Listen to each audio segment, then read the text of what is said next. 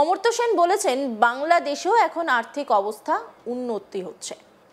অনেক প্রাথমিক সূচকে বাংলাদেশ এখন ভারতকেও ছাড়িয়ে গেছে, তাই বাংলাদেশের থেকে খুব বেশি লোক ভারতে এসে কাজ করার চিন্তা করে না। সুতরাং এরা আসবে কোথায়, থাকবে কোথায়, কে এদের আশ্রয় দেবে, এত পয়সা আছে, এগুলো খানিকটা অপপ্রচার।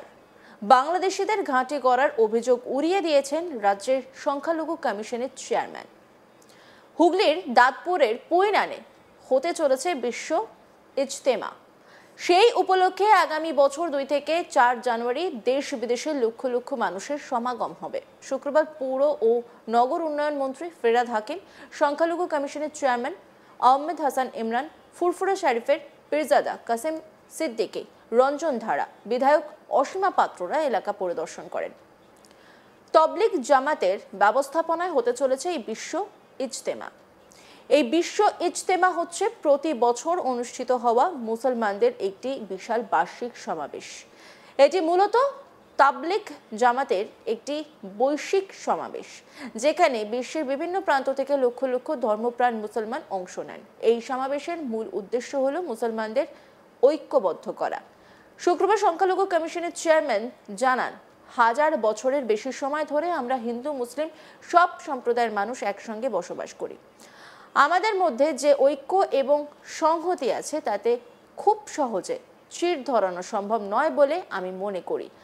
আমরা যেমন গঙ্গাসাগরে সাহায্য করি, তেমনি এখানেও করা হবে, যাতে মানুষের আধ্যাত্মিক চিন্তার উন্নতি হয়।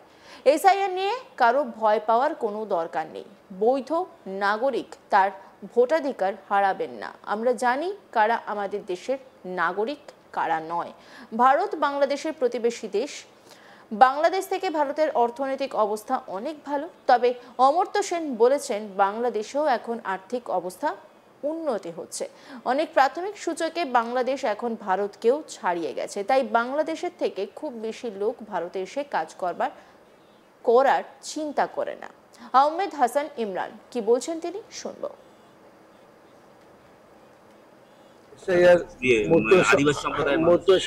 আদিবাসী সম্প্রদায় যারা বিএলও হয়েছেন, তারা কাজের চাপে কি হিন্দু কি মুসলমান, তারা আত্মহত্যার পর্যায়ে চলে যাচ্ছেন। আত্মহত্যা করা মহাপাপ। আমরা সবাইকে বলবো যে আপনাদের ভয় পাওয়ার কোনো কারণ নেই। এসআইআর সুষ্ঠুভাবে হবে। কোনো অসুবিধা হলে আমাদের বলুন। আমাদের তৃণমূল কংগ্রেসের বিএলএ আছে সাহায্য করার জন্য, তারা করুন। কেউ ভয় পাবেন না। সুষ্ঠুভাবে এসআইআর হবে। কোনো প্রকৃত নাগরিক তার ভোটাধিকার হারাবে। মানে বিজেপি এটা অহেতুক প্রচার করছে। বিজেপি যাই করুন না কেন, আমি রাজনৈতিক প্রশ্নে যাচ্ছি না, কিন্তু আমরা জানি কারা আমাদের দেশের নাগরিক কারা নয়। আপনার বাড়ির পাশে আপনি নিজে বলুন না কজন বাংলাদেশি রয়েছে, আপনি নিজে বলুন কজন নেপালি আছে, আপনি জানেন তাদের প্রত্যেককে। তো কাজে এগুলো খুব বেশি প্রভাব ফেলবে না। আর ইয়েতে বাংলাদেশ বর্ডারে বহু মানুষ জড়ো হচ্ছেন, ওটা আমরা টিভিতে দেখছি যে ভারত বাংলাদেশের প্রতিবেশী দেশ এবং ভারত একটা বেটার ইকোনমি। যদিও বাংলাদেশের ইকোনমি এখন অনেক ভালো হয়েছে। অমর্ত্য সেন নিজে বলেছেন, অনেক প্রাথমিক সূচকে বাংলাদেশ ভারতকেও ছাড়িয়ে গেছে। কাজে বাংলাদেশ থেকে এখানে এসে খুব বেশি লোক কাজ কারবার করার কথা চিন্তা করে না, বিজনেস করার চিন্তা করে না। এখানে 1 হাত জমির জন্য ভাই ভাইকে খুন করে করে না, শুধু 1 হাত জমির জন্য। তাহলে আপনি বলুন যে এরা আসবে কোথায়, থাকবে কে, এদেরকে আশ্রয় দেবে, কার তো পয়সা আছে, তাই না? এগুলো খানিকটা অপপ্রচার। যার জন্য তো আসে, আমাদের ভারত থেকেও যায়। ভারত থেকে প্রায় 10-11 হাজার ছেলে মেয়ে তারা মেডিকেল করতে গেছে বাংলাদেশে। বাংলাদেশ থেকে 2000-3000 লোক এসছে, কেমন স্টুডেন্টরা যারা পড়ছে। এই আসা যাওয়া তো চলতেই থাকে। এটা আপনি সীমান্তে বেড়া দিয়ে আটকাতে পারবেন না। যেমন বাংলাদেশে আমাদের ইন্ডিয়ানে যাচ্ছে মূলত হোয়াইট কালার যাবে, আর ওদিক থেকে কিছু লোক আসবেই। এটা এত বড় বিরাট সীমান্ত, এটাকে আমরা ফাইন্ড আউট করবো এবং আমরা চাইবো যে কোনো বিদেশি যেন আমাদের এখানে আশ্রয় না পায়। ফিরহাদ হাকিম সাংবাদিকদের মুখোমুখি হয়ে বলেন, মুখ্যমন্ত্রী নির্দেশ দিয়েছেন এই আয়োজনে সব রকম সহযোগিতা করার জন্য। যেমন আমাদের রাজ্যে গঙ্গাসাগর হয়, দীঘায় রথযাত্রা হয়, পার্ক স্ট্রিটে বড়দিন পালন হয়, দুর্গাঙ্গন তৈরি হচ্ছে। এমনই সব ধর্মের মানুষ তাদের ধর্মাচরণ করতে পারেন। বিশ্ব ইজতেমাতে ধর্মকথা শুনতে বহু মানুষ আসবেন। তাদের যাতায়াতের ব্যবস্থা, ট্রাফিক যাতে ঠিক থাকে সেগুলো দেখা হবে। আমায় মুখ্যমন্ত্রী বিশেষ করে বলেছেন এনাদের যাতে কোনো অসুবিধা না হয় সেটা দেখতে। সরকারের তরফ থেকে আমরা যেমন গঙ্গাসাগরে ব্যবস্থা করি, এখানে যদি সেরকম কিছু প্রয়োজন হয় সেই ব্যবস্থা করব। বিশ্বের অনেক জায়গা থেকে মানুষ আসবে। কি বলেছেন ফিরহাদ হাকিম, শুনবো। এটা আমাদের বাংলা, যেখানে সর্বধর্ম সমন্বয় হয়। বাংলা হচ্ছে সর্বধর্ম সমন্বয়ের তীর্থস্থান। এখানে যেরকম গঙ্গাসাগর মেলার ব্যবস্থা হয়, এখানে যেমন দীঘায় রথযাত্রার ব্যবস্থা হয়, এখানে যেমন দুর্গা আঙ্গন তৈরি হয়, ঠিক সেইভাবেই ক্রিসমাসে পার্ক স্ট্রিট সাজে, ঠিক সেইভাবে এখানে সব ধর্মকে সম্মান করে এনারা বিশ্ব ইজতেমার ব্যবস্থা করেছে। এবং আমায় মুখ্যমন্ত্রী বলেছেন বিশেষভাবে দেখাশোনা করার জন্যে, যাতে এনাদের অসুবিধা কিছু না হয়।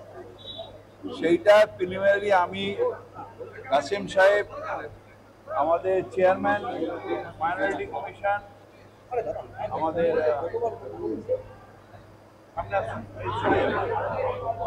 উনি এসছেন, ইমরান সাহেব, আমরা ওনাদের সাথে কথা বলে সরকারের তরফ থেকে যেরকম আমরা গঙ্গাসাগরের ব্যবস্থা করি, যদি কিছু প্রয়োজন হয় সেরকম ব্যবস্থা আমরা করব, যাতে শান্তিতে যে যার নিজের ধর্ম পালন করতে পারেন এবং যাতে মানুষ আসবেন চলে যাবেন সব রকম অ্যারেঞ্জমেন্ট যাতে থাকে, যাতে ট্রাফিক জাম টাম না হয়ে যায়, এগুলো দেখা যায়। বিশ্ব ইজতেমা দ্বারা বলা হচ্ছে, এটা কেন বিশ্ব কেন? তার কারণ বিশ্বের অনেক জায়গা থেকে মানুষ আসবেন। বাংলায় তো নিশ্চয়ই হচ্ছে, বাংলায় তো নিশ্চয়ই হচ্ছে, কিন্তু আরব থেকেও লোক আসবেন বক্তব্য রাখার জন্য। বিশ্ব ইজতেমার মানে হচ্ছে প্রচার, ইজতেমার মানে হচ্ছে মানুষের মধ্যে ধর্মর যে গুণ সেগুলোকে অনুভব করানো, সেই কাজটাই এখানে হবে। এখনো বলা যাচ্ছে না, কিন্তু অনেক লোক হবে। হুগলির দাঁতপুরের পুইনানে হতে চলেছে বিশ্ব ইজতেমা। সেই উপলক্ষে আগামী বছর 2 থেকে 4 জানুয়ারি দেশ বিদেশের লক্ষ লক্ষ মানুষের সমাগম হবে। শুক্রবার পৌর ও নগর উন্নয়ন মন্ত্রী ফিরহাদ হাকিম, সংখ্যালঘু কমিশনের চেয়ারম্যান আহমেদ হাসান ইমরান, ফুরফুরা শরীফের পীরজাদা কাশেম সিদ্দিকী, রঞ্জনধারা বিধায়ক অসীমা পাত্ররা এলাকা পরিদর্শন করেন। তাবলিগ জামাতের ব্যবস্থাপনায় হতে চলেছে এই বিশ্ব ইজতেমা। অন্যান্য খবরের আপডেটের জন্য অবশ্যই নজর রাখুন আজ তাক বাংলার ইউটিউব স্ট্রিমিংয়ে। লাইক, কমেন্ট, শেয়ার এবং সাবস্ক্রাইব করতে ভুলবেন না।